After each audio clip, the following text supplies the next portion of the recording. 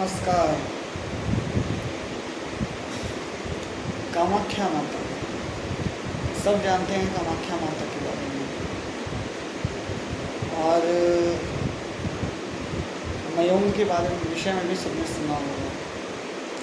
बहुत लोगों के अंदर ये अवधारणा है कि कामाख्या के उस पार मयूम नाम का गांव है, जहाँ ऐसे ऐसे जानकार या ऐसे ऐसे सिद्ध पुरुष रहते हैं जो लोगों को भेड़ बकरियाँ चींटियाँ बना देते हैं।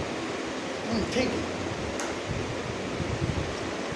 और बहुत लोग इस वजह से डरते भी हैं।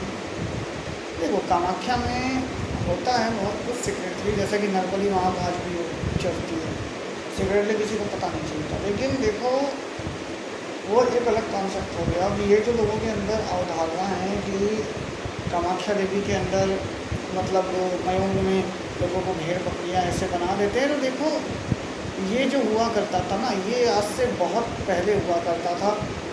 एवं बोला जाए कि कुछ 100 साल पहले या 1000 साल पहले ऐसे बौद्ध लामा सिद्ध वहाँ हुआ करते थे, जो कि ऐसी विद्याओं के जानकार थे। लेकिन आज के समय में किसी में वो साधना या वो सामर्थ्य नहीं है जो किसी को भेड़ बकरी बना। देखो, क्योंकि इसमें ऐसा होता है कि कामाख्या में जो काली जादू की शक्ति थी या जो बहुत ही अत्यधिक नकारात्मक शक्तियाँ थीं, वो एक तो देखो मेलडी माँ के कंट्रोल में है। बिना उनकी आज्ञा के कोई वहाँ से तंत्र विद्या चला नहीं सकता। मेलडी माँ के विषय में सब लोग जानते होंगे, तो मेलडी माँ के विषय में अलग से वीडियो बनाऊंगा। देखो, मेलडी माँ क्या है कि सभी उन्हें भगवती ने प्रकट इसलिए किया था कि अत्यधिक जो नकारात्मक शक्तियों ने जो अपना तांडव मचाने लगी थी, तब उनको माता ने प्रकट किया था। और सबसे पहले वो प्रकट हुई थी मरी हुई गाय के अंदर असुर घुस गया था, तो उसको खत्म करने के लिए मतलब जितनी मलिन से मलिन विद्या है, काली जादू से भयानक तंत्र विद्या भी अगर होगी तो माता मेलडी उसे काट देती है। मेलडी माँ की अद्भुत शक्ति है, बताऊँ मैं बड़ी ट्यूशन। तो जो भेड़ बकरी बनाने की जो प्रक्रिया हुआ करती थी, ये बहुत पहले ऐसा हुआ करता था, लेकिन आज के समय में वो नहीं हो सकता। वरना भारत में मुग़लों ने राज किया, अंग्रेज़ों ने राज किया, उन्हें बड़े आराम से वो तांत्रिक भेड़ बकरी चीटी बना सकते थे, पर वो लोग ऐसा नहीं कर पाए, क्योंकि तब तक क्या है कि वो विद्याओं का प्रचलन बहुत कम हो चुका था, और जो जानते भी थे उन्होंने आगे अपने लोगों को सिखाया नहीं, क्योंकि विद्याएँ बहुत कुछ देती हैं तो बहुत कुछ लेती लेती हैं। अब देखो, कामाख्या माँ के विषय में बता रहा हूँ, वहाँ 10 महाविद्याओं का मंदिर है। हर तरह की सिद्धियाँ, शक्तियाँ, साधनाएँ वहाँ पर हो सकती हैं। और कामाख्या देवी में जाके ऐसा कुछ भी नहीं है जो असंभव है। वहाँ तुम हर एक चीज़ कर सकते हो, हर कार्य वहाँ पर संभव है। लेकिन वही है कि बहुत सतर्कता से और बहुत बच के करना पड़ता है। मेरे हिसाब से कामाख्या देवी जाना चाहिए, आपको दर्शन करने चाहिए।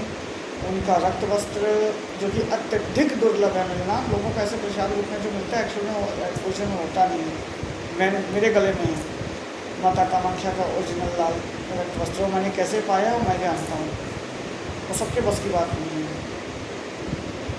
बहुत कई वर्षों में एक आध बार मिल जाता है तो मिल जाता है, इत्तेफाक से है मेरे पास और भी रखा हुआ। कोई बहुत किसी को ऐसे इमरजेंसी आवश्यकता आन पड़ेगी तो भविष्य में उसे एक अंश मात्र दिया जा सकता है। एनीवेज,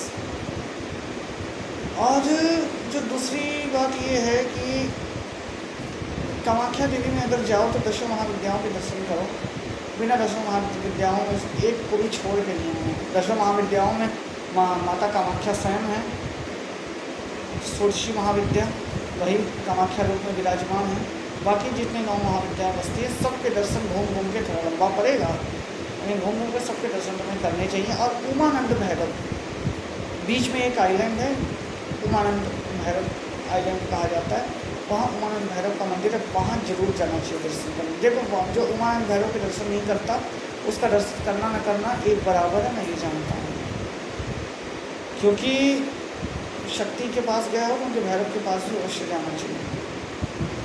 और बाकी कामाख्या देवी में बलियाँ रोज चढ़ती हैं, और सभी लोग जानते होंगे। और अमूमन एक बात वहाँ की और रोचक विषय है कि जैसे तुम यहाँ पर कोई साधना कर रहे हो और अगर तुम उसका यहाँ पर जो सवालात जाप कर रहे हो, तो वहाँ जब जाओगे कामाख्या देवी में, तो जहाँ तक मैं समझता हूँ और ये मेरा अनुभव भी रहा है कि वहाँ 11,000 बार जाप करने से ही तुम्हें वो ऊर्जा या वो शक्ति मिल जाती है जो तुम अमूमन घर पे या किसी अन्य स्थान पर सवालात जाप करके वो तुम्हें पावर मिलती है।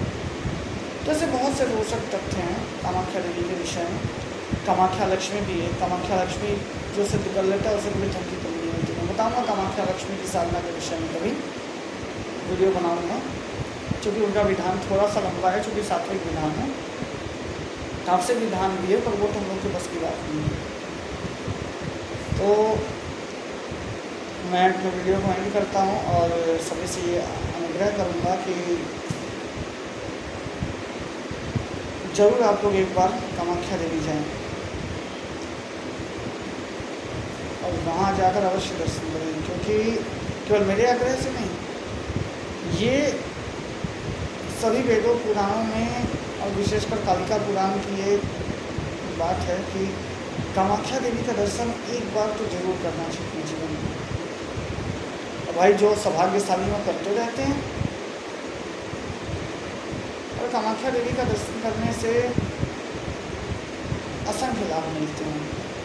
और धन की समस्या से लेकर जितनी समस्या है जीवन की, वो माता कामाख्या नष्ट कर देती है। विशेषकर अगर अम्बुबाछी वहाँ पर मेला लगता है, जिस समय माता रजस्वला होती है, यदि उस समय तुम जाओ और रजस्वला काल के बाद वहाँ दर्शन करो, तो मैं समझता हूँ उससे उत्तम और उससे पुण्यदायी कुछ नहीं है। तो उसके साथ में वीडियो को विराम देता हूँ। उम्मीद करता हूँ वीडियो अच्छा लगा होगा। चैनल को लाइक करें, सब्सक्राइब करें। आगे मैं और भी तंत्र के विषय में और साधनाओं के विषय में आगे वीडियोस लेकर आऊँगा। और जैसे ही मेरे सब्सक्राइबर्स 1000 पूरे हो जाएंगे तो फिर मैं लाइव आऊँगा और मैं लाइव आके बताना शुरू करूँगा। तो सबसे उत्तम उस समय वीडियोस बनाऊँगी, क्योंकि लाइव में जो चीज़ें बतानी पड़ती है ना, वो ऐसे नॉर्मल वीडियो में नहीं बताई बनती। लाइव में तो चमत्कार भी किए जा सकते हैं। जैसे कि कोई लाइव में अगर कोई व्यक्ति बैठे हों और उनके साथ यदि कोई क्रिया करनी हो तो लाइव में करना, क्योंकि वो एक तरह से अटैच होते हैं, हमें देख रहे होते हैं, तो वहाँ उनके नाम गोत्र से क्रियाएं करना बहुत आसान होता है। तो बहुत तेज हम यहाँ से अगर करते हैं तो वहाँ उन्हें असर भी दिखता है। तो ऐसा किया जा सकता है। तो उसके लिए तो खैर जब होंगे 1000 सब्सक्राइबर्स, जब तक होंगे तब तक आप लोग शॉर्ट्स वीडियो का और लॉन्ग वीडियोस का आनंद लेते रहें। नमस्कार।